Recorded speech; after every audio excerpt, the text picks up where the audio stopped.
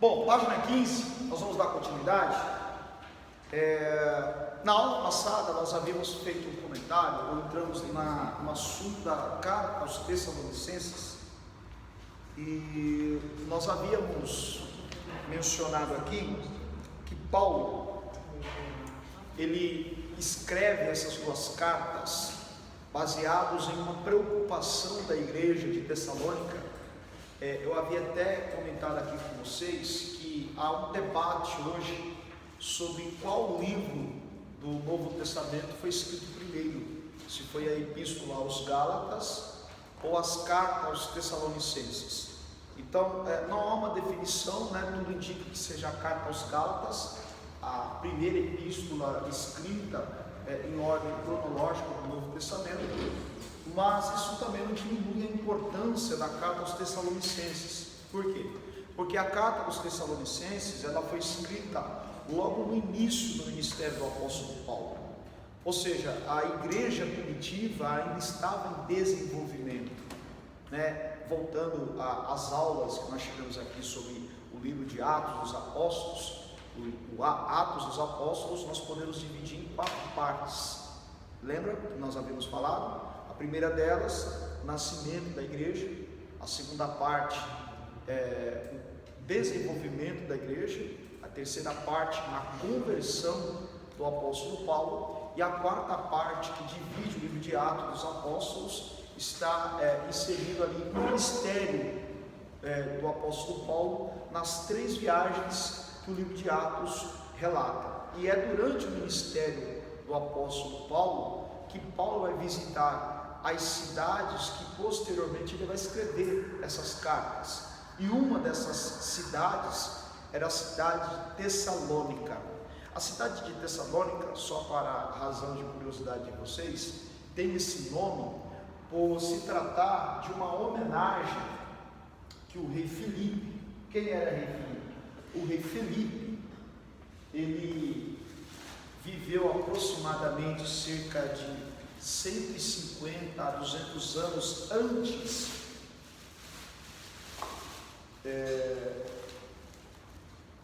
de Cristo,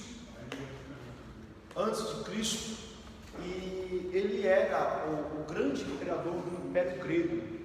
Para quem gosta de história bíblica, nós tivemos 4 grandes impérios mundiais que governaram o povo de Deus no decorrer de toda a Bíblia. Temos a Babilônia, os persas, os gregos e os romanos.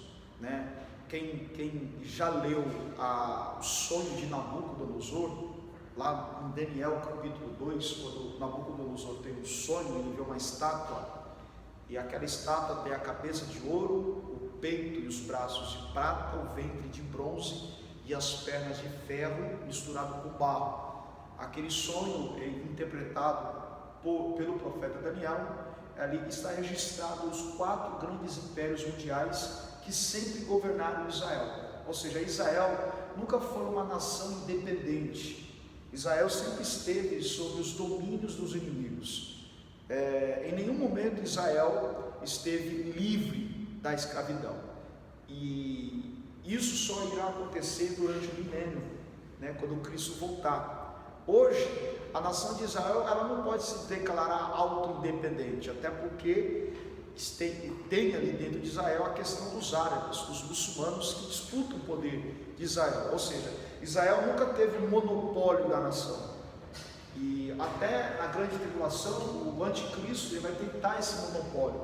Ele não vai conseguir esse monopólio, e aí no fim lá da grande tribulação, quando Cristo voltar com a sua igreja para a batalha do Armagedon, Cristo vai quebrar o monopólio das nações, dos inimigos, e vai colocar Israel em liberdade como a nação governante do planeta Terra. Se você vê pelo cenário mundial hoje, os Estados Unidos ainda é a grande potência mundial. Logo logo a China alcança os Estados Unidos, vocês podem ter certeza, e cremos, para quem já estudou o livro do Apocalipse, precisamente o capítulo 16, quando João fala das 10 nações do Oriente, né, que governarão Israel ou que cercarão Israel na grande tribulação, uma dessas 10 nações do Oriente é a China, né, que aí está como uma nação emergente a ser uma potência mundial. E esse enriquecimento, essa nação super poderosa que está vindo, oriundo da China, ela está dentro de uma profecia bíblica, porque pelo andar da carruagem, logo logo os Estados Unidos perderá esse monopólio mundial e a China vai assumir esse monopólio mundial. Aliás, o ano passado o PIB, a economia da China subiu mais do que todos os países, as grandes potências, e nunca em todo o tempo a China cresceu tanto como o ano passado, o ano da pandemia, né? Tem até uma teoria da conspiração que a China soltou esse vírus para quebrar todas as nações e comprar todas as ações da bolsa para se tornar a grande potência mundial. Isso é uma teoria da conspiração que tem lá a sua certa coerência. Então, voltando à questão de Israel, que nunca teve um monopólio para si, nós vamos ver esse rei Filipe, que antes do Império Romano passar a governar o mundo antigo, quando Cristo nasce, Israel já está sob o controle de Roma, os romanos. Mas antes de Jesus nascer, cerca de 150 a 200 anos antes de Jesus nascer, houve um rei chamado Filipe. Esse rei Filipe, imperador grego, ele é o pai do Alexandre Magno, ou Alexandre o Grande. Esse rei Filipe, ele tinha uma esposa chamada de Tessalonique.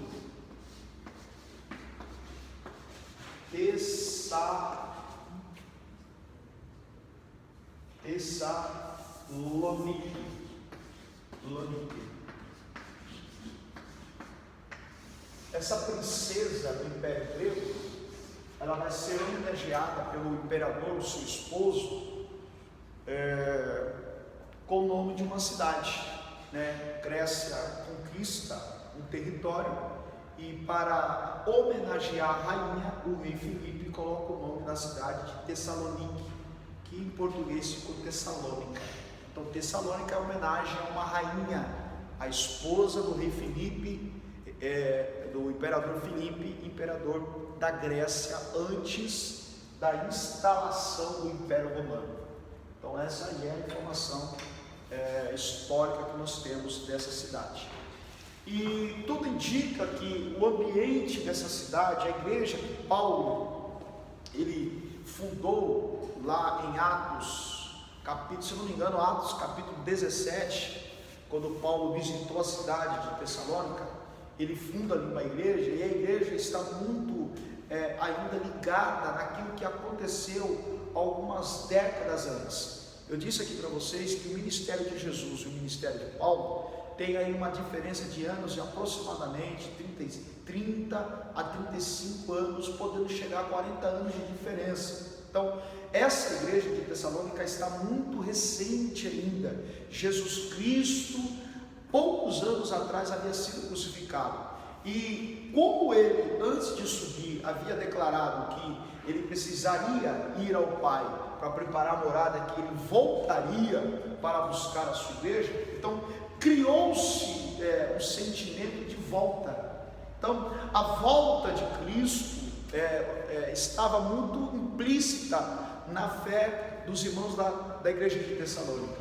Então eles tinham essa preocupação de que Jesus vai voltar. E como toda igreja primitiva, eles eram desapegados a bens materiais. Haja vista que quando vocês lerem o relato de Atos 2, Atos capítulo 3, Atos capítulo 4, você vai ver a igreja primitiva desprendida de bens terrenos.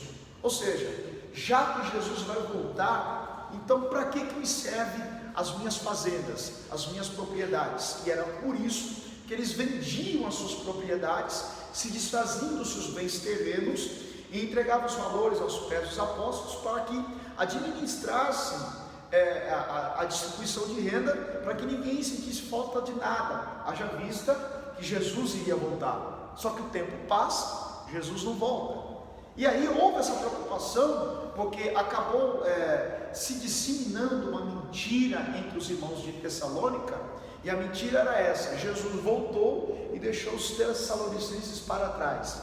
E aí criou-se um clima de instabilidade na fé, criou-se um clima de instabilidade, de segurança. Poxa, será que, em outras palavras, se você ler essas duas cartas, vocês vão entender isso. Será que tudo aquilo que a gente fez para o reino, a nossa fé não valeu de nada? Jesus voltou e nos deixou para trás. Esse era um grande dilema, né? Os tessalonicenses começaram a se entristecer, porque eles ficaram, na cabeça dele, ficaram para trás. E é por isso que Paulo vai dizer essas palavras. Abra aí a sua Bíblia, 1 Tessalonicenses, capítulo 4.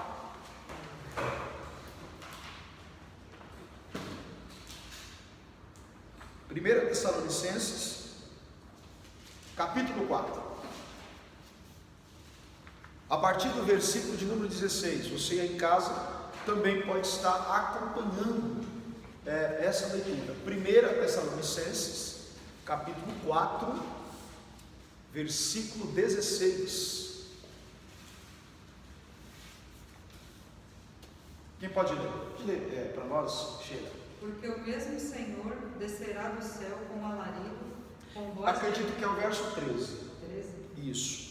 Não quero, porém, irmãos, que sejais ignorantes acerca dos que já dormem, para que não vos entristeçais, como os demais que não têm esperança. Olha só, essas palavras de Paulo, ele vai abrir o assunto arrebatamento. E ele começa o assunto arrebatamento dizendo assim: no demais, irmãos, eu não quero que vocês sejam ignorantes. E aí o termo ignorante não tem nada a ver com agressividade. O termo ignorante aí tem a ver com falta de informação. Paulo está dizendo o seguinte: olha, no demais, irmãos, eu não quero que vocês sejam ignorantes quanto aos que não têm a esperança da salvação. Aí, porque o mesmo Senhor, né, descerá entre as nuvens com voz de arcanjo, com alarido, com trombeta de Deus. Os que morreram em Cristo ressuscitarão primeiro, depois nós, os que ficarmos vivos, nos encontraremos com os ressuscitados, formaremos um único corpo, e Cristo nos receberá nas nuvens, estaremos ali para sempre com o Senhor. Então Paulo chega a dar essa explicação. Então todo o conteúdo, tanto principalmente da primeira carta quanto da segunda carta, é essa questão de Paulo explicar sobre o arrebatamento.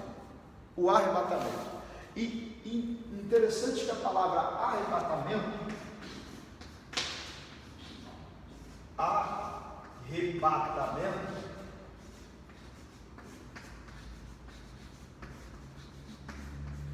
traz a ideia de sequestro. Quando você vê uma pessoa sequestrada, ela foi raptada, ela foi colocada, ela foi retirada de circulação com rapidez, com força. Então, essa ideia do termo arrebatamento aí do texto bíblico de 1 Tessalonicenses capítulo 4, traz essa ideia de sequestro, de arrebatamento. É como se Paulo estivesse dizendo o seguinte: olha, o arrebatamento, ele será invisível. Como vocês ainda estão na terra, então não houve o arrebatamento.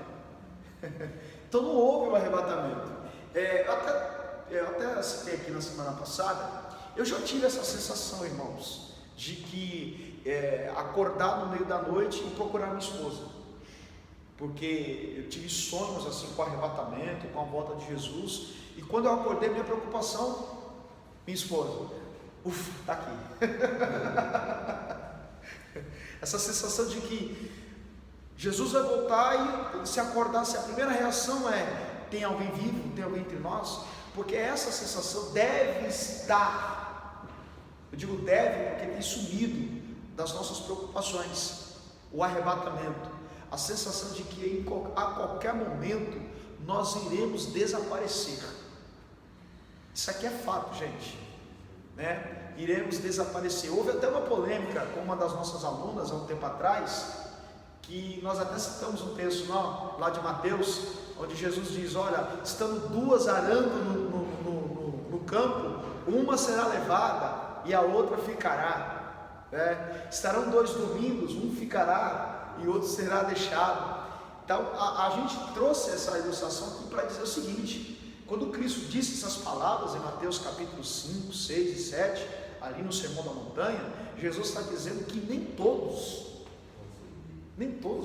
vão subir, nem todos vão ser arrebatados. Jesus está dizendo assim, e aliás ele está colocando uma porcentagem, né? Se um vai subir, o outro vai ficar, é 50 fica e 50 sobe, 50% fica e 50% sobe. Gente, eu quero fazer de tudo para ficar entre os 50% que vai subir.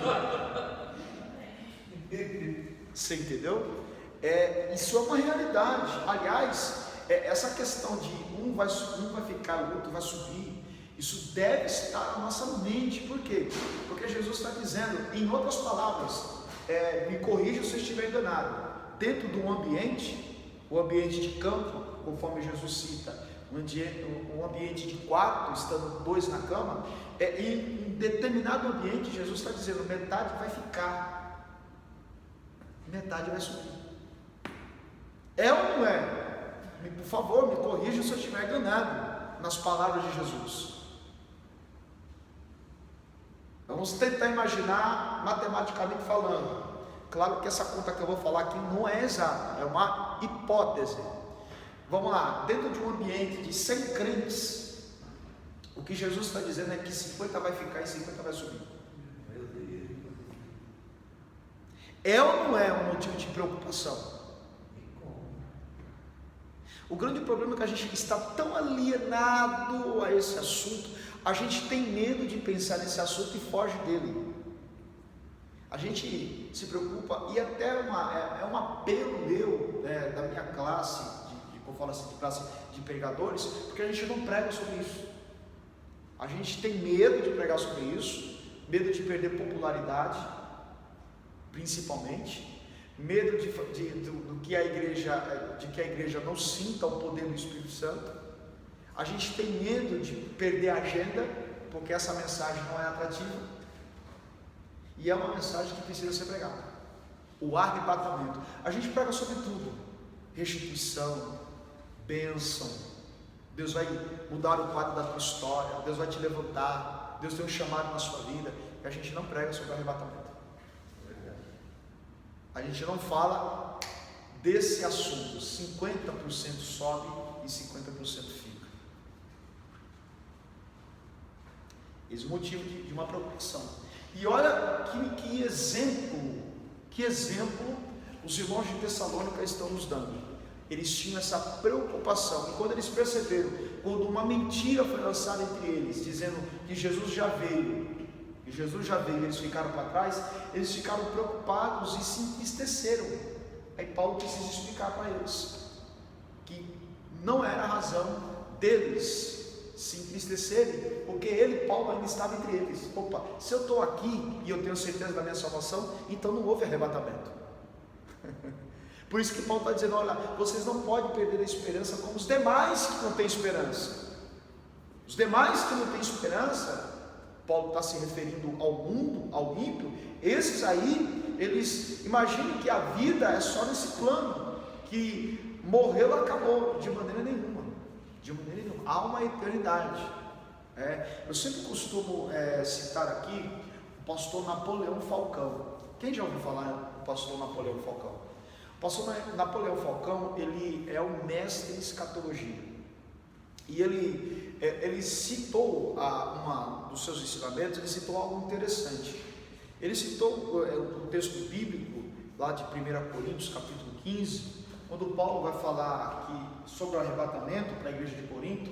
Paulo vai falar assim: vai ser tão rápido que vai ser um abrir e fechar de olhos, piscou, sumiu, ante a última trombeta. Ele está dizendo: olha, vai ter um aviso antes, porque toda vez que a Bíblia fala de trombeta, fala de anúncio, fala de prevenção, e toda a mensagem bíblica ela é preventiva.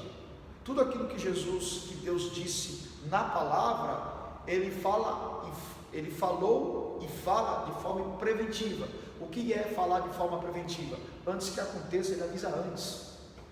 Então toda a palavra de Deus, ela é preventiva. Então, quando a Bíblia está dizendo que uma trombeta vai tocar, Paulo vai dizer em 1 Tessalonicenses 4, essa trombeta são anúncios. Porque em Israel, quando uma trombeta era tocada, e essa trombeta era em forma de shofar, a palavra em hebraico para trombeta é shofar. Shofar é um chifre de carneiro, onde esse chifre de carneiro, ele era oco, era retirado de um carneiro morto, era oco, e quando assoprava-se no orifício inferior, saía um som no orifício maior, no orifício externo, um som de uma trombeta. E a trombeta tocando em Israel anunciava normalmente a troca de um governo, ou seja, está surgindo um novo governo, o despertar de um arraial de soldados para eles se prepararem para a guerra. O toque de uma trombeta em Israel anunciava a voz profética de um profeta de Deus. Então, toda vez que você lê na Bíblia uma trombeta tocou, ou uma trombeta tocará, isso quer dizer que Deus está falando de forma preventiva, alguma coisa vai acontecer, Ele está anunciando antes. Então, quando Paulo vai dizer assim, uma trombeta irá tocar, essa trombeta não é uma trombeta literal, como a gente imagina, pam, pam, pam, pam, pam. Claro, isso vai acontecer, é uma reunião dos crentes salvos no planeta Terra, mas essa trombeta aí, ela não é apenas literalmente, essa trombeta aí são anúncios, avisos. É como se Paulo estivesse dizendo o seguinte: olha, quando certas coisas acontecerem com mais intensidade, são as trombetas tocando. Uma trombeta vai tocar, ou seja, vai acontecer coisas no planeta Terra que vai anunciar que alguma coisa está para acontecer. A trombeta vai tocar, e essa trombeta tocar vai despertar aqueles que estão salvos, e aí que entra em cena um arrebatamento. E o pastor Napoleão Falcão, ele dizendo sobre 1 Coríntios capítulo 15, que será um abrir e fechar de olhos ante a última trombeta, porque uma trombeta vai tocar. Aí Paulo vai dizer que aqueles que ressuscitarem, nós que estaremos vivos, nos encontraremos nos ares com os mortos que reviverão. Aqueles que morreram ressuscitarão num novo corpo, um novo nome, e nós teremos o nosso corpo glorificado, receberemos o nosso nome escrito numa pedra branca, está lá em Apocalipse 2, que ninguém conhece a não ser nós mesmos que receberemos. E baseado nisso, o pastor Napoleão Falcão, ele disse uma coisa coerente. Ele disse o seguinte: a Bíblia fala de que o cristão, o morto que vai reviver, e o cristão que será arrebatado, receberá um novo corpo, um novo nome. Alguém que morreu em Cristo, ele ao ressuscitar, ele ressuscitará um novo corpo. Só que a Bíblia não fala de um novo corpo para o ímpio que morre sem salvação. A Bíblia não fala em nenhum momento, segundo as palavras do pastor Napoleão Falcão, de que o ímpio vai ressuscitar um novo corpo, dando a entender que quando o ímpio ele ressuscitar para o juízo final, porque quem morreu em Cristo vai ressuscitar para as bodas do Cordeiro, e o ímpio ele vai ressuscitar direto para o juízo final, para ser condenado. Então esse ímpio, quando ele ressuscitar, ele vai ressuscitar no mesmo corpo que ele morreu. E aí o pastor Napoleão Falcão, ele fazendo uma ilustração bastante interessante e coerente com o que o texto bíblico diz, porque o texto bíblico diz que não há nenhum indício de que haverá um novo corpo para o ímpio que morreu, sim para o salvo que morreu. Dando a entender o seguinte, segundo a ilustração do pastor Napoleão Falcão, pense que uma pessoa que morreu num leito de hospital sendo comido por um câncer e morreu sem salvação.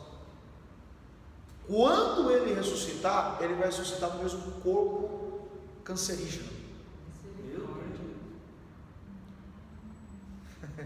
Entendeu? Além das dores causadas pela doença, ele ainda vai carregar um tormento que ele vai herdar lá no inferno. Tente imaginar uma pessoa, um traficante, que morreu trocando tiro com a polícia. Vamos lá, ele foi cravejado de bala, o corpo dele. Quando ele ressuscitar, ressuscitará com o corpo cravejado de bala. além dele sentir as dores do corpo perfurado de bala, ele ainda vai somar ao tormento eterno. Eu acredito assim, que além dessas dores físicas e da questão do tormento eterno para o ímpio, isso não é tão mais danoso do que a consciência. Porque o ímpio, ele vai, e com certeza irá sofrer as dores do corpo, que ele não vai ter um novo corpo. Ele vai sentir as dores dos tormentos, porque será atormentado. Gente, pensa numa pessoa endemoniada, por exemplo.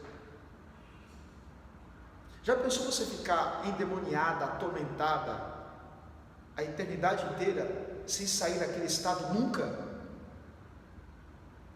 Uma coisa de se pensar. Isso não é tão complicado, tão difícil quanto a consciência. Porque veja bem, se tem uma coisa que não será retirada da vida de um ímpio, quando ele for lançado no inferno, será a consciência. E essa, acusando a eternidade inteira, deve causar as piores das dores. A gente pode pegar, por exemplo, a parábola do rico e o Lázaro. O rico está sofrendo, está agonizando.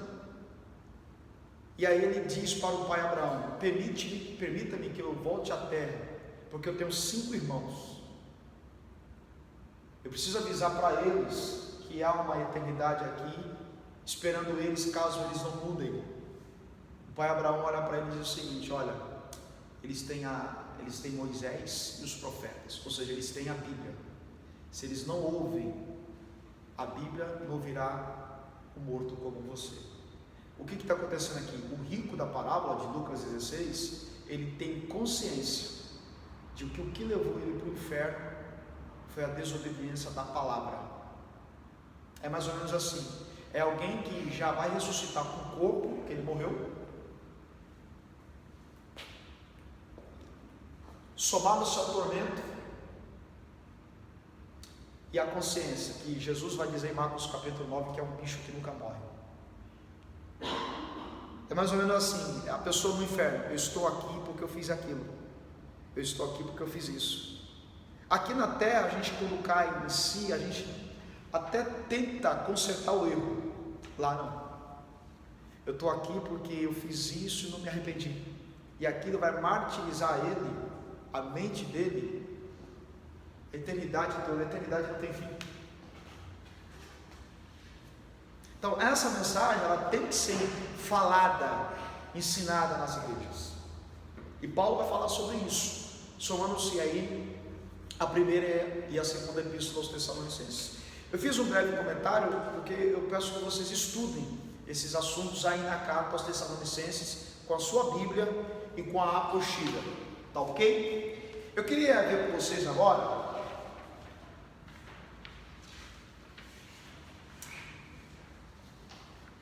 na apostila nova. Vou mudar um pouquinho de foco, ok? Até que vocês estão conseguindo assimilar, gente? Vocês ficaram com medo, né? Vocês ficaram com medo, né? Ninguém quer brincar nessa licença, ninguém Vocês ficaram com medo, mas é para refletir. Evangelho é isso, tá, gente? O Evangelho, ele apela a nossa consciência. Se o Evangelho não nos colocar na cadeira de réu, e todo criminoso na cadeira de réu, ele está ali porque ele é culpado.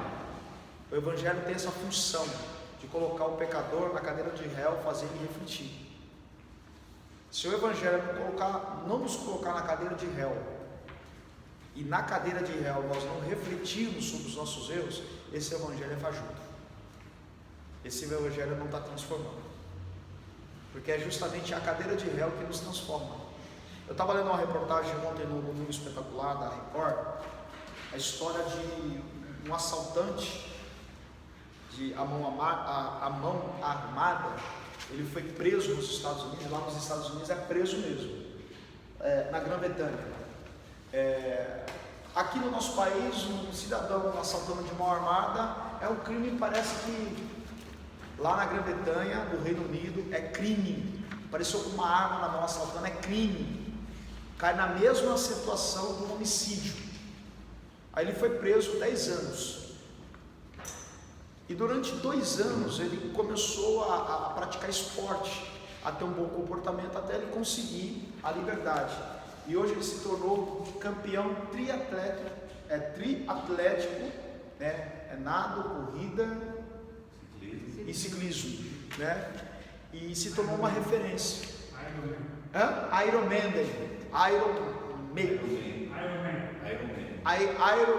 isso mesmo. E ali eu fiquei pensando, poxa, o Evangelho é isso. O Evangelho te coloca na cadeira de réu, na cadeira do criminoso, faz você refletir e ter novas atitudes. Isso é Evangelho, né? Esse é o Evangelho. O Evangelho tem que chocar. Se o Evangelho não mudar aqui, Paulo vai dizer: rogo-vos, pois, pela compaixão, irmãos, que apresenteis os vossos corpos vivos, santos e agradáveis a Deus, e que o culto de vocês sejam, e não vos conformeis com este mundo, mas transformai-vos pela renovação do vosso entendimento. Paulo fala sempre de mente, né? E aqui ele dá a entender que o nosso maior campo de batalha é a nossa mente. Por que é o nosso campo maior? Por que o nosso o campo maior de combate está na mente? Simples. Eu não sei se você sabe que existem 3 formas de se pecar contra Deus. Só existem essas 3 formas de se pecar contra Deus. A gente peca contra Deus por palavras, por atitudes e por pensamentos. É as 3 formas de se pecar contra Deus. Se você não peca com palavras, você peca com atitudes. Se você não peca com atitudes, você peca com palavras. Se você não peca com palavras, você peca por pensamentos.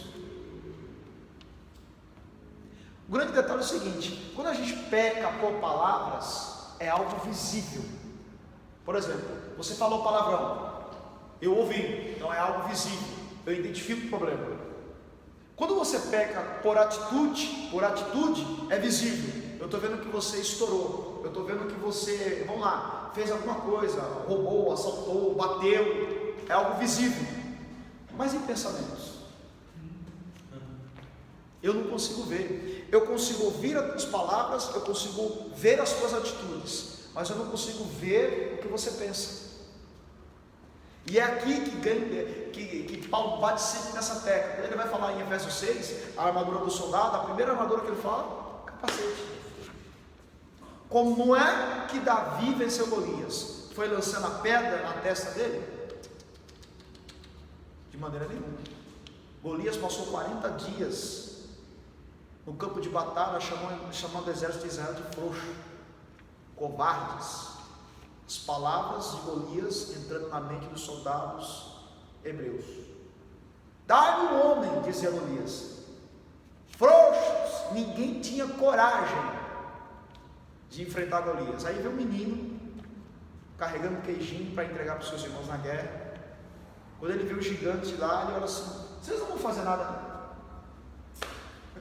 Mas por que, assim, você fala da armadura, então, mas por que há necessidade que as pessoas... Há necessidade de proteger a mente. Porque, assim, eu acredito que também o maior problema é que tudo passa pela mente, aí pronto, aí já toma conta. O grande problema não é passar pela mente, é descer no coração. Exatamente. Foi o que aconteceu com Davi, né? Sim. As palavras de Golias, olha só, as palavras de Golias não entrou na mente de Davi.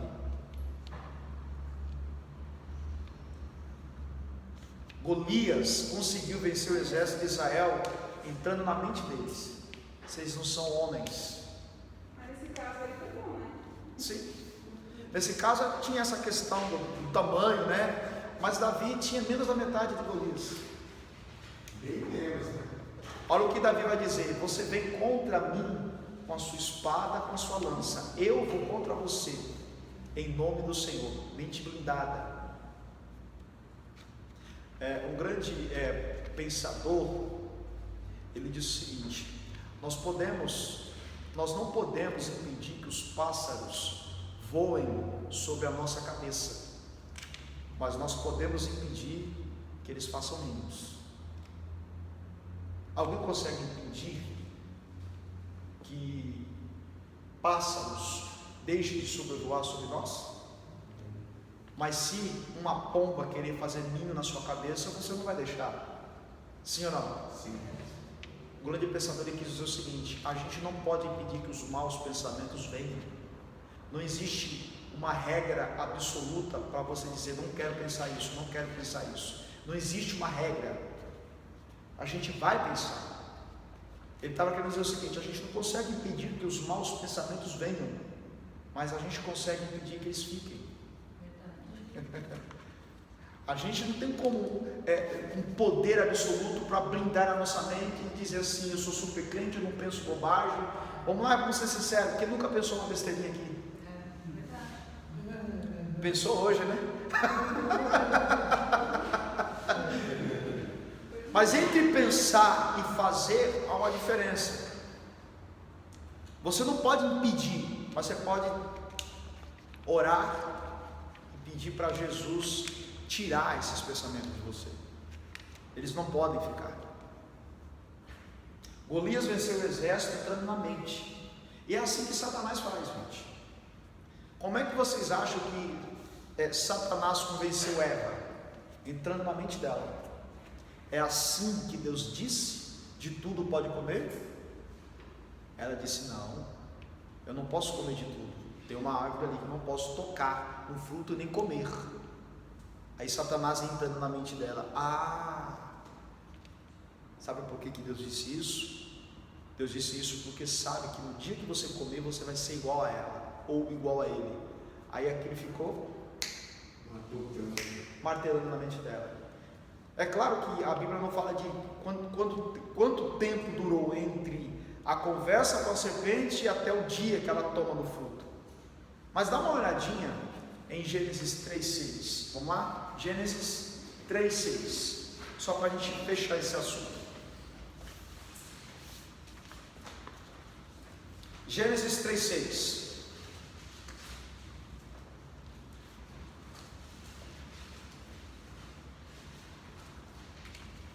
Quem pode ler? E vendo a mulher que aquela árvore era boa para se comer, agradável aos olhos, e árvore desejável para dar entendimento, tomou do seu fruto e comeu, e deu também ao seu marido, e ele comeu com ela. Diaconisa Cláudia, é aqui que a gente entra nessa questão que a gente acabou de citar aqui, entre o que passa na mente e o que desce no coração. Entre o que passa na mente e o que desce pelo coração tem um roteiro. Esse roteiro, baseado nesse texto, está nos 4 verbos do pecado. Olha só.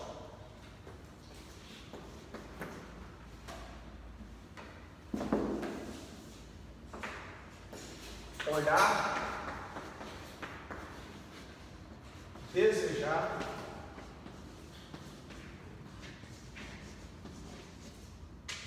tomar e comer. Aqui está entre o que passa na mente e o que desce para o coração. O que está na mente, ele pode descer para o coração seguindo esse roteiro aqui, ó. Observe. Todo pecado que cometemos segue essa regrinha aqui, ó. Não existe nenhum pecado que venhamos cometer que não siga esse roteiro. Olhar, desejar, tomar e comer. É o que o texto está dizendo. E vendo ela, olhar, que a árvore era boa e desejável, ela tomou, comeu e deu para o seu marido. Aí está o roteiro entre aquilo que se pensa e aquilo que se pratica no coração. Veja bem. Primeiro chama atenção. Depois que chama atenção, cria desejo. Depois que se cria desejo, a gente age. E depois que a gente age, a gente consome. Os dois Está na metade, exatamente. O olhar e desejar ainda está na mente. O tomar e comer já desceu para o coração. Então todo pecado está aqui. Por isso que a gente tem que proteger a nossa mente. Às vezes você olha para alguém e você julga uma aparência de santidade. Mas Deus disse para Samuel: você vê você vê com os olhos de homens. Eu olho para o coração. Rapidinho aqui, só para a gente entrar no assunto das epístolas pastorais. Eu ouvi, eu não sei se é verdade ou não, tá? Eu ouvi um testemunho de que uma determinada jovem de uma igreja bastante tradicional que fica ali na Avenida do Estado, perto do Brás, com seus vestidos longos, seus cabelos longos, ela morreu. E no dia do velório dela, houve toda aquela comoção, mas uma mistura com felicidade, porque ela morreu, vai ficar saudade, mas existe a esperança de que iremos nos encontrar no céu. Deus tomou um profeta no meio do velório. O que vocês imaginam? Eis que eu vos digo, essa que vocês dizem estar comigo, eu digo, ela não está comigo. E para vocês entenderem ou saberem que é Deus que está falando, vai até o quarto dela, levanta o colchão e vocês vão ver porque que ela não está comigo. Foram até o quarto dela, levantaram o colchão, várias revistas pornográficas. Deus disse para Samuel: você vê com os seus olhos, eu olho para o coração. Já viu naquela história que nem tudo que brilha é ouro? É verdade. Calma, vou parar de colocar medo em vocês. Página 20. Bom, a partir de agora nós vamos entrar no mundo das epístolas pastorais. Aliás, quantas epístolas são do Novo Testamento? Quantas epístolas nós temos no Novo Testamento? Eu disse ontem na pregação, né? Quantas? 21. Dos 27 livros do Novo Testamento, 21 são epístolas. E essas 21 epístolas, elas são divididas em 3 partes. Quais são essas 3 partes? Vamos lá? Epístolas gerais, locais e pastorais. Epístolas gerais, porque tratam de cartas que eram distribuídas para todas as igrejas ali da Ásia. Igrejas locais ou epístolas locais são cartas escritas para determinada localidade, como a carta aos Coríntios, a carta aos Tessalonicenses. E existem as cartas pastorais, porque trata de um assunto, e o tom dessas cartas diálogos de um pastor aconselhando um outro pastor como agir diante do rebanho. Aí nós temos aí 3 cartas, que é a primeira, a segunda Timóteo e a carta de Tito, né? Você vai ver Paulo ensinando muito Timóteo. E o que chama a atenção é que Timóteo, quando ele vai dirigir a sua primeira igreja, ou uma das suas primeiras igrejas, e uma delas é a igreja de Éfeso, Timóteo, ele vai ser deslocado pelo apóstolo Paulo para cuidar de uma das igrejas, e uma dessas igrejas foi a igreja de Éfeso. E nesse tempo, os estudiosos dizem que Timóteo tinha aproximadamente 20 anos de idade e era solteiro. 20 anos de idade e era solteiro. E aí nós já temos um grande desafio, né? Um jovem com 20 anos, solteiro, dirigindo igreja. E Paulo, você vai ver nessas 2 cartas, Paulo dá uma série de conceitos para Timóteo. Por exemplo, Timóteo, quando você for cumprimentar uma irmã com a sua idade, um membro da sua igreja, uma moça da sua idade, cumprimente ela como uma irmã, mantendo um distanciamento. Quando você for cumprimentar uma irmã, uma senhora, tenha ela como por mãe. Olha só que Paulo vai ensinar para Timóteo. Timóteo, quando você for escolher obreiros, por exemplo, diáconos, Timóteo, escolha bem, porque o diácono tem que ser marido de uma mulher só, viu, Timóteo? Tem que ser provado, tem que manejar bem a palavra da verdade. Paulo está aconselhando um jovem de 20 anos de idade. E aqui nós temos um paradoxo, né? Eu vou fazer uma pergunta para vocês. Eu estou só dando uma pincelada no conteúdo aqui, depois vocês conferem lá na Bíblia de vocês. Uma pergunta aqui para vocês: existe preconceito, né? Só sim ou não, por favor, tá? Existe preconceito contra obreiros novos, pessoas novas? Sim ou não? Sim. Sim, existe sim. Existe um certo preconceito. E aí a gente vai esbarrar num problema. Se a gente tem esse tipo de preconceito contra um obreiro novo, quando é que ele vai se tornar um experiente? Uma igreja nova, tem ou não um preconceito? Sim. Mas como nós vamos entender e saber se ela é uma igreja verdadeira, se a gente não entendê-la? Eu estou dizendo isso porque a gente tem a tendência de julgar pelo rótulo, sem conhecer o conteúdo.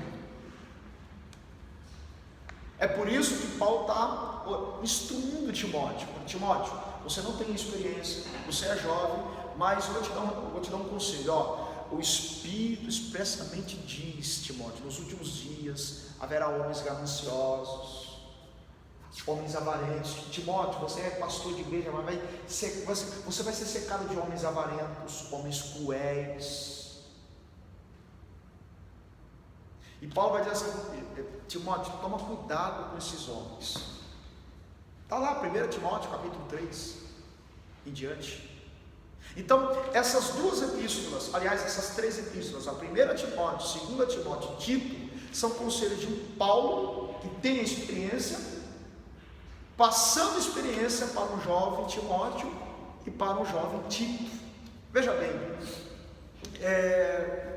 parece que Paulo ele está se reciclando. Pois não.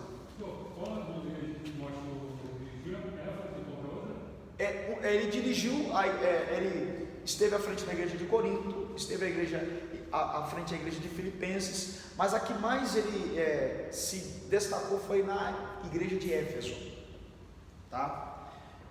Paulo parece aqui que ele está reciclado. Por que ele está reciclado?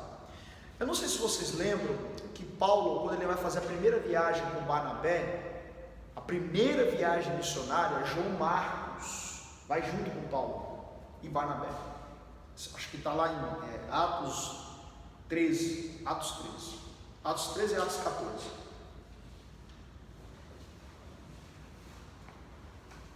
Então João Marcos, esse João Marcos é o Marcos do Evangelho, o autor do Evangelho de Marcos, só para nós termos uma noção. Esse João Marcos acompanha Paulo na primeira viagem missionária com Barnabé. Só que nessa primeira viagem missionária, Paulo é açoitado, o grupo todo é açoitado, é perseguido, é maltratado. A Bíblia vai dizer que João Marcos, ele ficou com medo. E o que ele faz? Volta para trás, abandona o grupo de missionários. Paulo, Barnabé e os demais concluem a primeira viagem. Então, Paulo e Barnabé e os demais missionários resolvem planejar a segunda viagem missionária. E nessa segunda viagem missionária, Barnabé chama Paulo e diz: Paulo, vamos chamar João Marcos, vamos dar mais uma outra oportunidade para ele. Aí Paulo bateu o pé e disse: não, João Marcos não vai, porque ele nos abandonou na primeira viagem. E ali há um atrito, conflito, né? Quando eu digo atrito, um conflito, é que Barnabé e Paulo não brigaram, Houve uma discordância de filosofia, de ideias, que é natural. Gente, o que é a coisa mais natural do mundo é conflitos de ideias dentro de uma igreja. Até porque nós estamos lidando com seres humanos. Nós estamos lidando aqui com pessoas. Quem aqui nasceu no Nordeste? Levanta a mão. Quem aqui nasceu no Sudeste? Sudeste é São Paulo, Rio, Minas, Bahia, Espírito Santo. Veja bem, por exemplo, na Bahia, qual é a cultura culinária? Vatapá, o que mais? Acarajé. Quando você vai para São Paulo, pizza, vamos lá, macarronada. Quando você vai lá para o Nordeste, cuscuz, macaxeira, né? Então veja bem, cada um tem a sua cultura. Agora, se você trazer como filosofia, cada um pensa diferente. E a coisa mais normal é cada um pensar de um jeito. Esses conflitos são normais. O que é anormal é eu virar a cara para você. Isso é anormal. Olhar assim, você não concordou comigo, sabe? Isso é anormal. Não pode acontecer isso. Mas eu discordar de você e você discordar de mim é super natural. A gente tem que ter a maturidade suficiente para entender os conflitos de ideias. Não é porque eu discordo de você que você tem que levar para o lado pessoal, porque a maioria das vezes isso acontece. A pessoa que é discordada, ela sempre leva para o lado pessoal, e não pode levar assim. Só que Paulo levou para o lado pessoal, e aí houve um racha. Barnabé se separou de Paulo, então Barnabé vai fazer a viagem missionária com João Marcos, que é o seu sobrinho, e Paulo tem como novo companheiro de jornada Silas, e é aqui que Paulo e Silas vai seguir a viagem, a segunda viagem. Barnabé com João Marcos segue caminho oposto. Lá no final da sua vida, olha só, lá no final Paulo está preso, está no corredor da morte. Ele vai escrever na segunda epístola de Timóteo, naquele texto que ele diz: combati o bom combate, acabei a carreira, guardei a fé. Ele vai dizer: olha, todo mundo me abandonou, só está Lucas comigo, Demas me abandonou. Aí lá no finalzinho, Paulo aconselha Timóteo, pede para Timóteo, manda chamar João Marcos, porque me é útil no ministério. Qual que é a diferença nisso tudo? Tem alguns pontos interessantes a serem destacados. Primeiro, João Marcos provou que ele era capaz de fazer a obra missionária. Não é porque ele falhou na primeira que isso ele levaria pelo resto da sua vida. E a maior prova disso é que ele teve sucesso na sua segunda viagem missionária com Barnabé. A maior prova disso é que hoje nós temos o Evangelho de Marcos. O Evangelho de Marcos é a prova de alguém que se superou. É alguém que no primeiro momento falhou, como todos nós falhamos. Quem aqui nunca falhou, gente? Quem aqui nunca pisou na bola? Com o reino, com a igreja, com as pessoas, com Deus. Só que nós somos frutos de uma segunda oportunidade. Quem aqui teve alguém que ajudou você a se reconstruir? Levante a mão. Teve alguém lá no começo da sua fé que ajudou você a reconstruir? Pois não. Não. Isso quer dizer o seguinte, que as pessoas irão falhar com você, mas isso não pode fazer com que você, em um futuro próximo, venha estender a mão, dar uma segunda oportunidade para aquela pessoa, porque ela pode provar para você que ela pode ser melhor daquilo que ela era, né? A gente sempre começa, quando a gente cita isso, a gente cita sempre os casos de aborto, das tentativas de aborto. Olha só, quem conhece aqui Albert Einstein, ou já ouviu falar nele?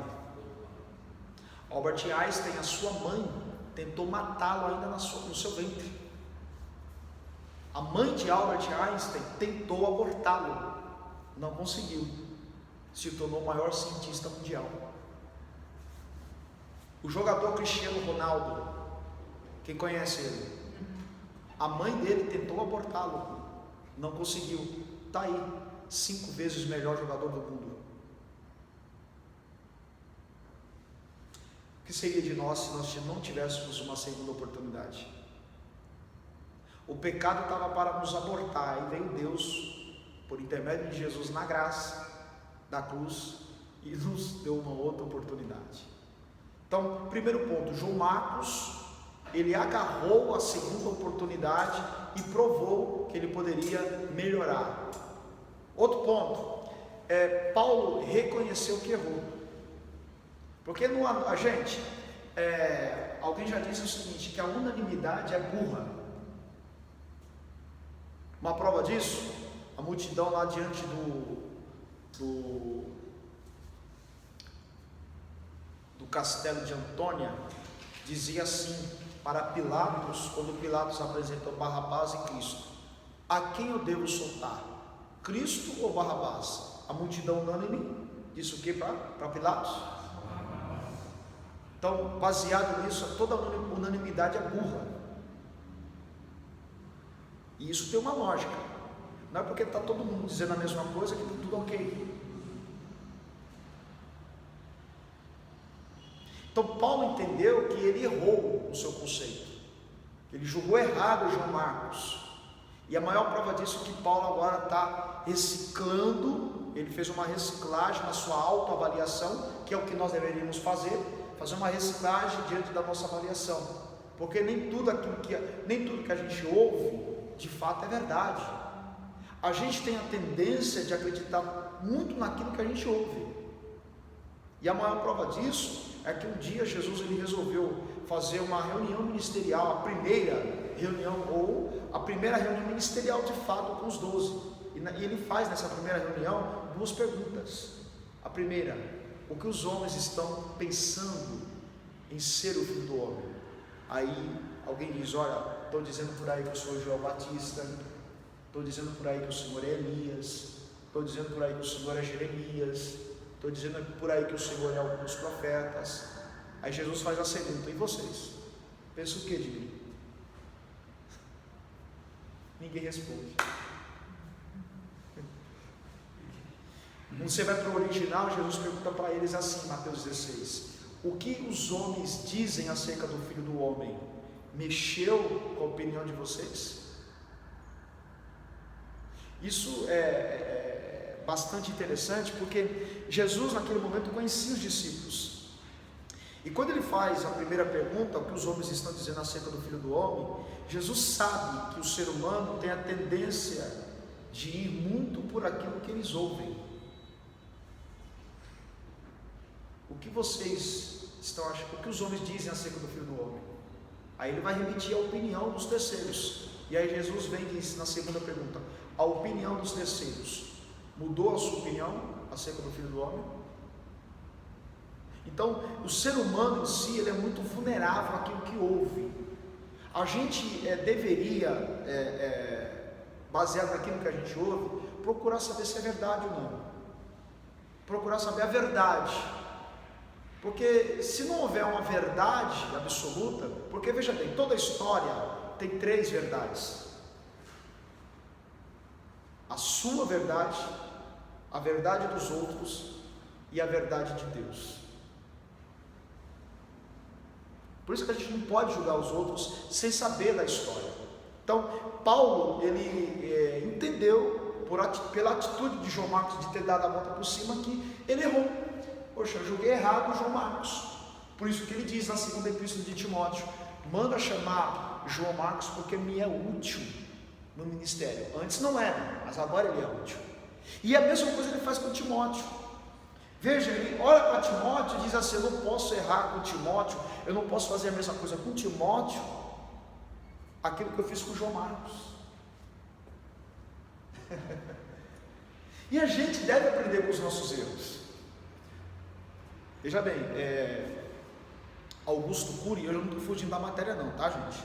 Augusto Cury, o grande pensador da nossa época, ele disse, um dos seus livros, eu aconselho a vocês lerem um livro de todos os livros do Augusto Cury são fenomenais, né? Augusto Cury, leiam gente, leiam Augusto Cury.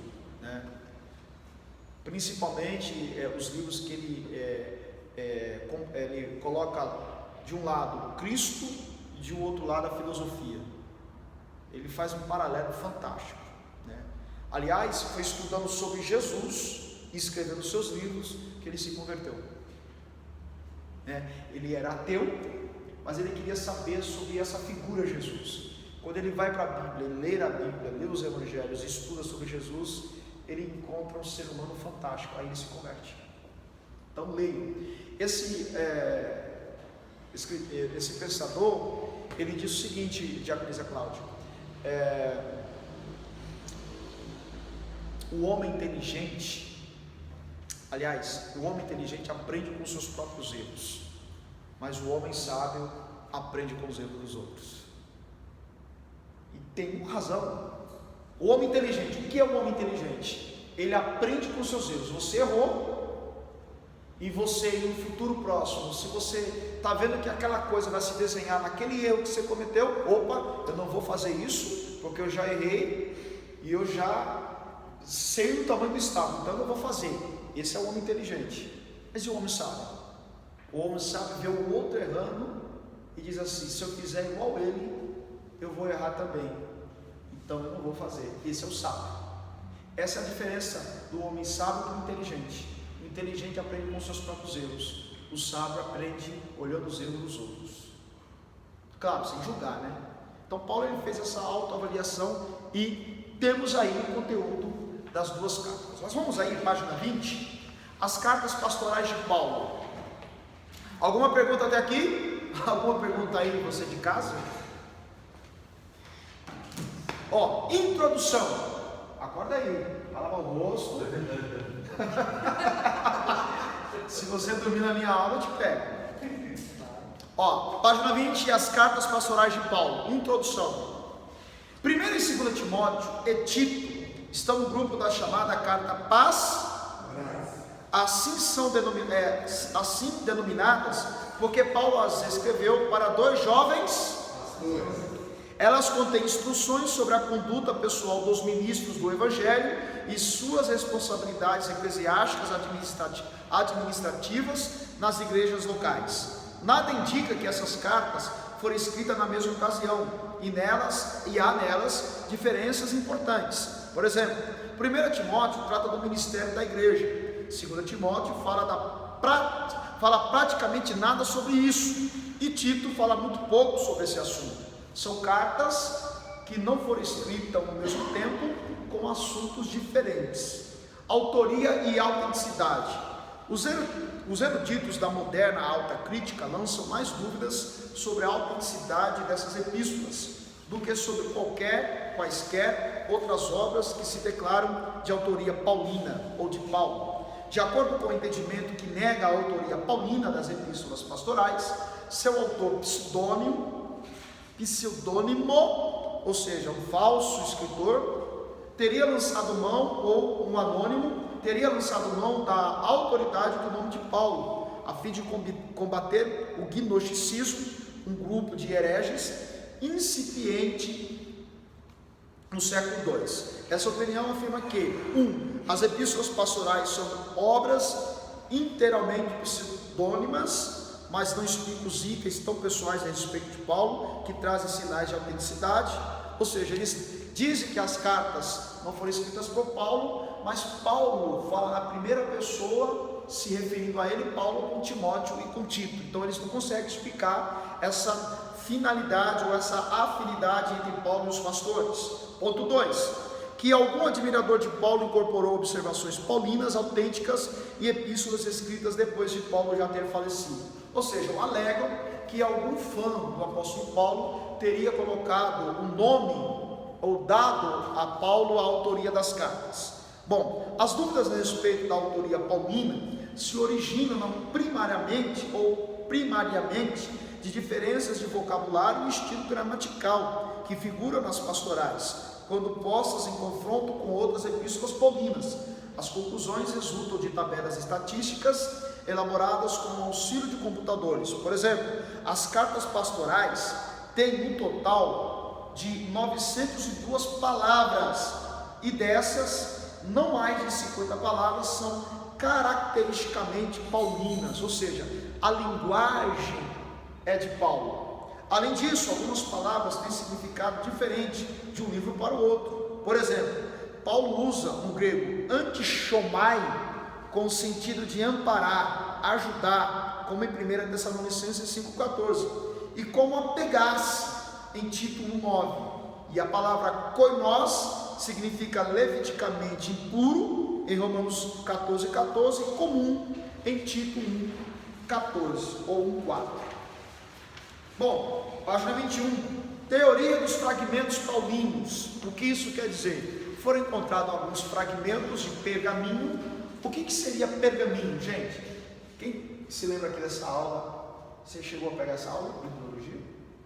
Pergaminho, para quem não sabe, tá? O Antigo Testamento foi escrito praticamente em pergaminho, e o Novo Testamento escrito originalmente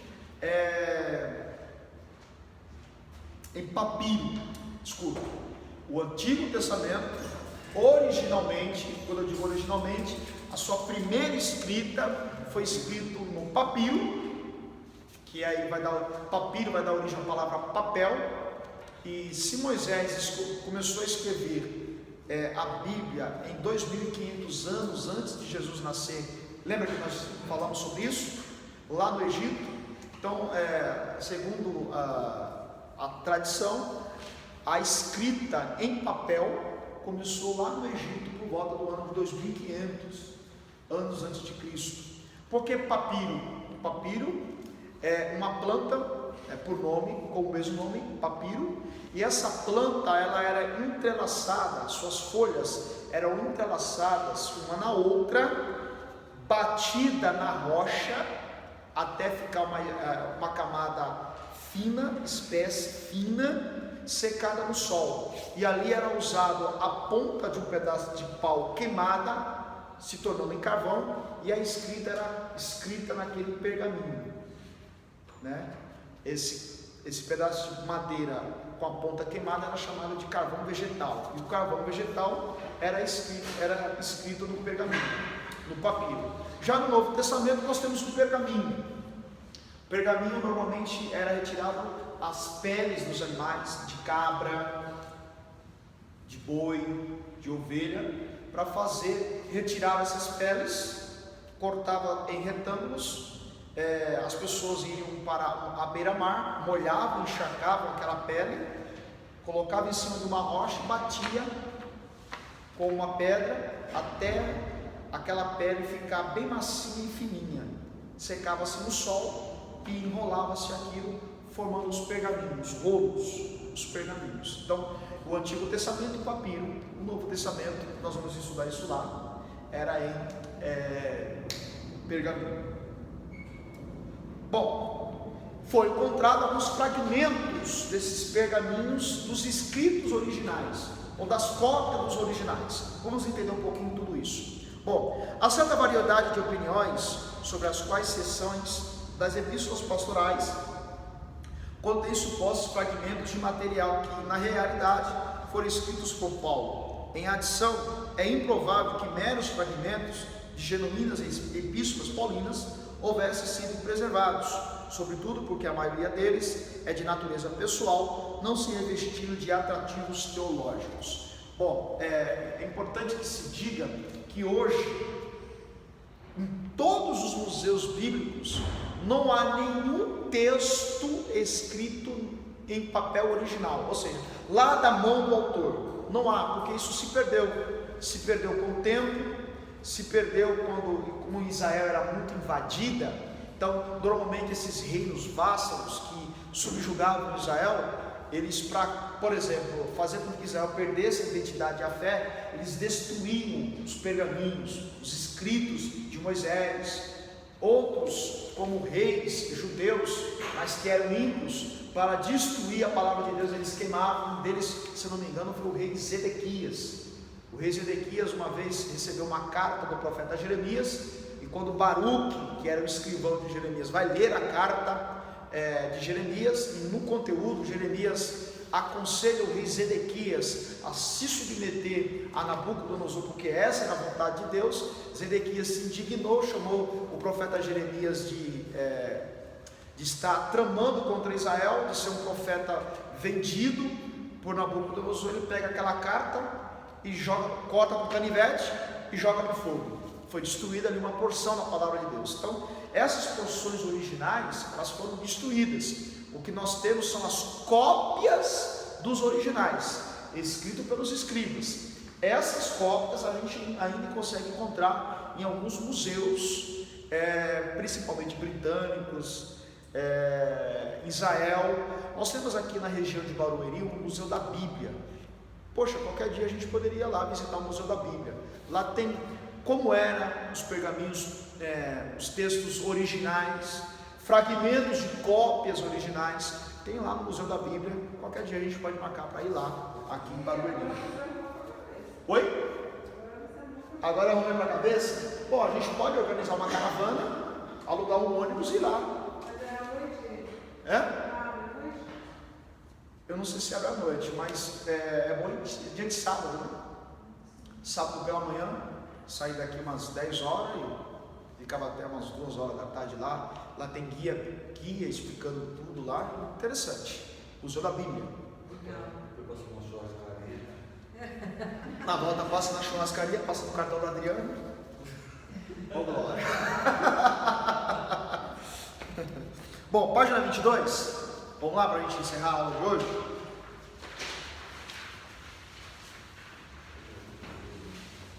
Bom, nós temos aí 3 pontos. Pseudônimo, que são pseudônimo, é a mesma coisa que anônimo ou um pseudo-escritor. Nós temos aí a omissão de Marcião e o gnosticismo. Esses 3 pontos, eles contestam a autoria de Paulo das epístolas pastorais. E cada um desses pontos apresentam argumentos contestando a autoria de Paulo. Eu não vou ler isso aqui, porque isso não tem a sua importância, mas não vai acrescentar nada aqui no nosso ensino. Mas isso serve para você estudar em casa. Página 23.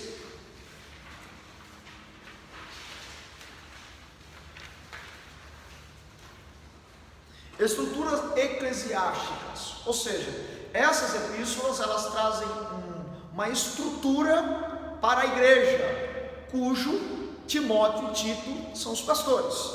Olha só, página 23, estrutura eclesiásticas. Também se tem dito que as epístolas pastorais refletem uma estrutura eclesiástica mais bem organizada do que aquela que se desenvolvera durante a vida de Paulo. Entretanto, as epístolas pastorais mencionam somente os anciãos ou bispos, diáconos e viúvas, classes que já figuram antes do Novo Testamento. Bom, desses termos aqui, o que mais nós utilizamos hoje são diáconos e bispos. Mas na igreja primitiva, cujo Timóteo e Tito eram pastores, nós tínhamos as viúvas. E as viúvas, elas faziam papel, por exemplo, de uma diaconisa. E uma das famosas dela é Dorcas. Vocês lembram de Dorcas? Já leram sobre Dorcas na Bíblia? Sim. Como é que Dorcas, a Bíblia vai dizer que ela faleceu e a igreja sentiu a perca de Dorcas, que era uma viúva senhora. Ela ficou viúva por 80 anos. Ela casou jovem, o marido morreu e por 80 anos ela ficou viúva. E ela abriu mão da sua vida particular de casar-se novamente. Ela abriu mão da sua vida para se dedicar à igreja. E sabe qual era a ferramenta dela para ajudar na obra? Agulha e linha. Porque conforme a igreja vai se desenvolvendo e cristãos pobres eram adicionados à igreja, muitos deles não tinham uma roupa. O que Dorcas fazia? E aí quando ela morre, a igreja toda sente. Veja que não precisa o brilhantismo do púlpito, a eloquência do microfone para fazer a obra de Deus. Dorcas tinha agulha e linha. E o que é que você tem? A gente não pode reclamar que a gente não estou fazendo nada na igreja. Se você procurar bem, você tem uma agulha e uma linha para poder ajudar. E outra coisa, quando ela morreu, todo mundo sentiu falta. Porque quando os novos convertidos chegavam, perguntavam-se: perdemos Dorcas, quem é que vai fazer as roupas desses novos crentes? Aí foram avisar para Pedro, Pedro foi lá, colocou a mãozinha em Dorcas e a vida voltou. E Dorcas continuou servindo a Deus.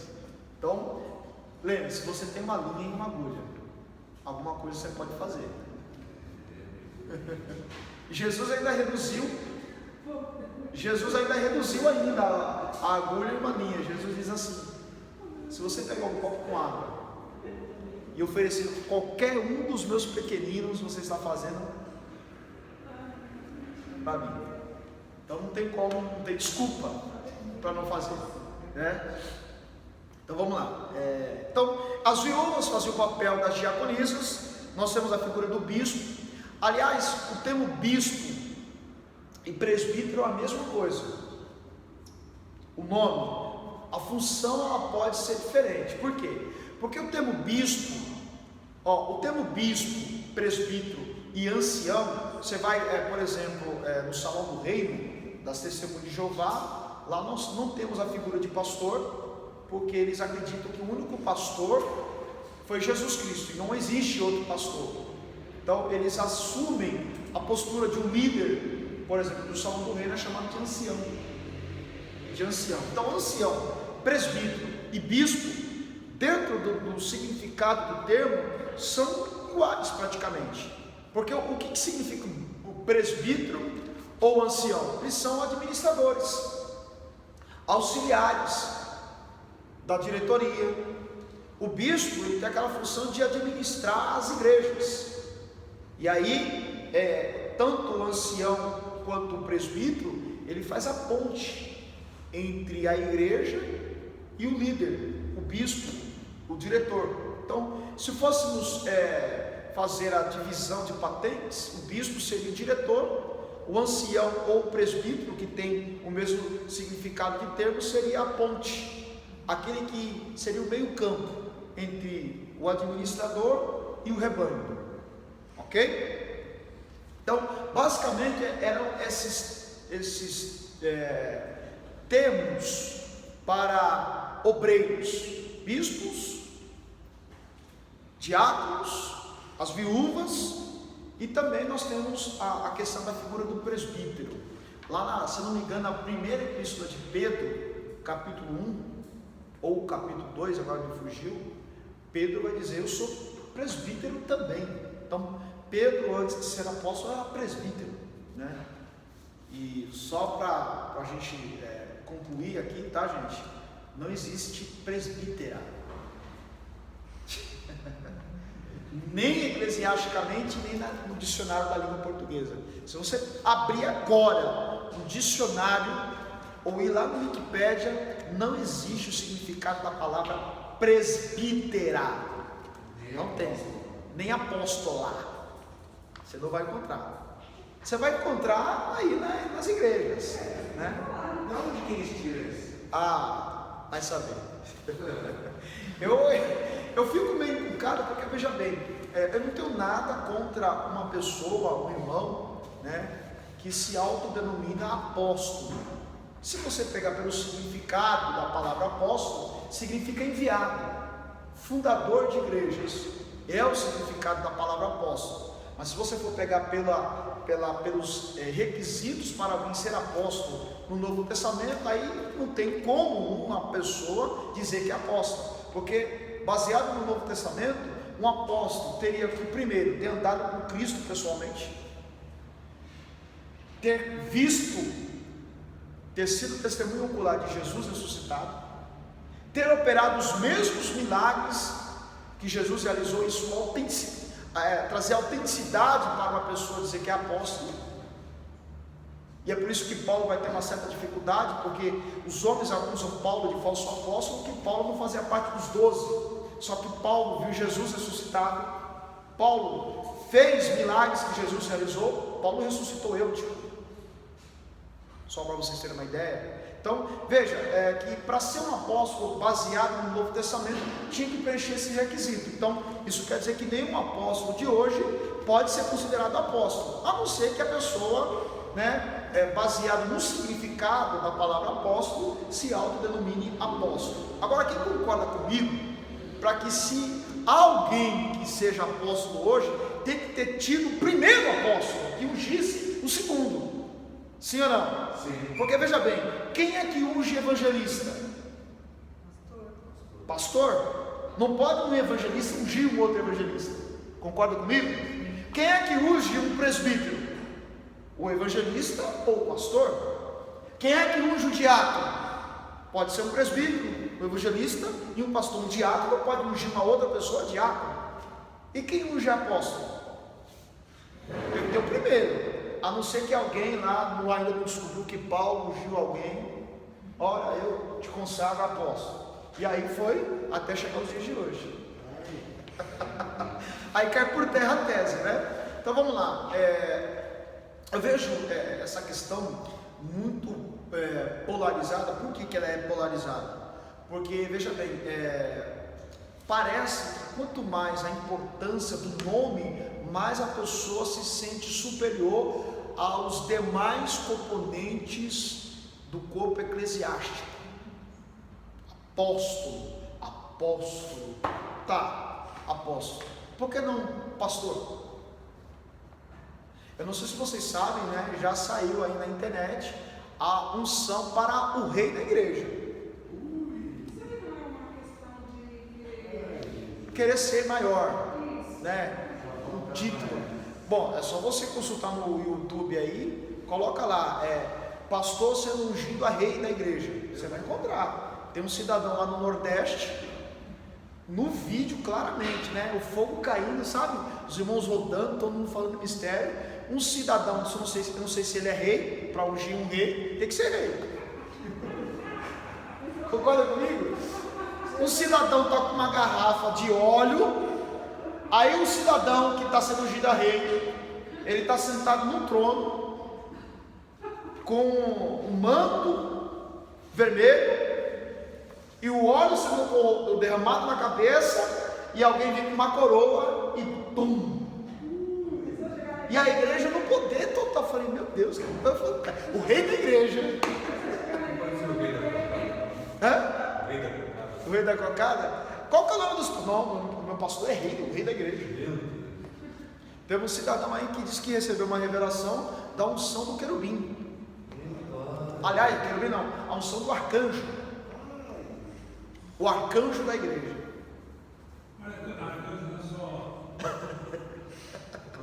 Ia ser pastor jornalista. Daqui a pouco semideus. Você entendeu? Quem é você? Eu sou o Deus da igreja. Deus me autorizou a ser o Deus da igreja. Reverendo, olha, está mais para. Nos Estados Unidos que usa bastante. Nos Estados Unidos usa-se o termo reverendo. Reverendo é a mesma coisa que pastor, né? É para destacar a questão da figura pastoral. Reverendo.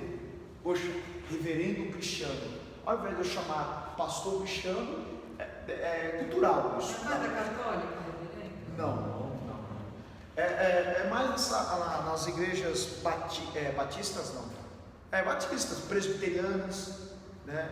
Algumas presbiterianas se refere ao líder como reverendo, né?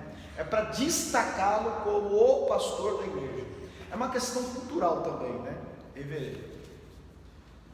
Bom, nós temos nessas estruturas eclesiásticas, nas igrejas em que Timóteo e Tito são pastores, os cargos de bispo, diáconos, viúvas, que são as diaconisas, tá? E também o cargo de presbítero, que não está citado aqui.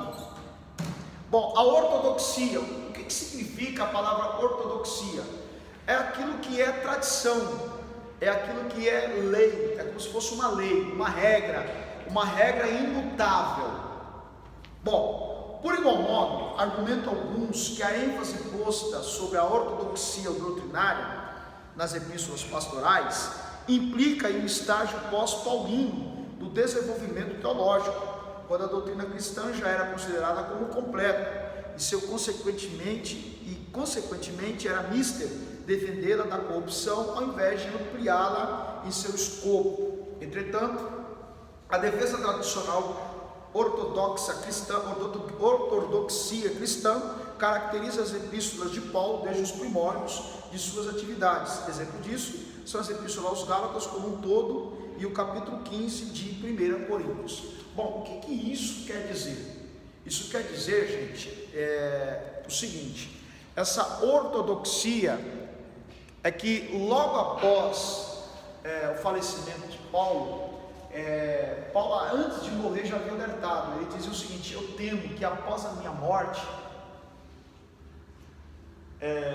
os falsos mestres em pele de lobo, como ovelhas em pele de lobo, se infiltrem na igreja e desconstrua tudo aquilo que eu construí. E de fato isso aconteceu. Quando Paulo faleceu, grupos de falsos mestres invadem as igrejas que Paulo fundou e começam a disseminar heresias. E Paulo, quando ele falece, ele já deixa as doutrinas para a igreja, ou seja, essas são as regras, essas são as ortodoxias da igreja. Paulo, ele vai até, baseado na carta aos Gálatas, Paulo ele vai dizer lá no capítulo 1 da epístola, dizendo assim: olha, quando ele olha e fica sabendo que os Gálatas voltou à prática da lei, Paulo chega a declarar o seguinte: olha, eu me admiro de vocês, de tão depressa mudaram da fé que vocês foram chamados à prática da lei. Aí ele diz: olha, ainda que um de nós mesmo venhamos anunciar um outro evangelho, que o anjo do céu desça e anuncie um outro evangelho, esse evangelho seja anátema, porque aquilo que nós já entregamos é as regras de Deus, é a ortodoxia, é aquilo que não muda. E aí, depois da partida de Paulo, os homens tentam mudar o evangelho, o que acontece hoje, né? Nós estamos assistindo aí apóstola de cá, rei de lá. Eu não sei se vocês já perceberam que parece que a igreja de hoje ela é uma réplica do judaísmo. Nada contra os símbolos judaicos, a Arca da Aliança, Estrela de Davi, de maneira o chofar, né, a trombeta, mas a gente precisa entender que o evangelho é cruz, né? Aquilo que Paulo combateu, o que Paulo combateu? O evangelho deve se desgarrar do judaísmo. Hoje a gente está colocando o judaísmo no evangelho, e é verdade. Bom, para nós encerrarmos só esse tópico aqui, informes históricos conflitantes.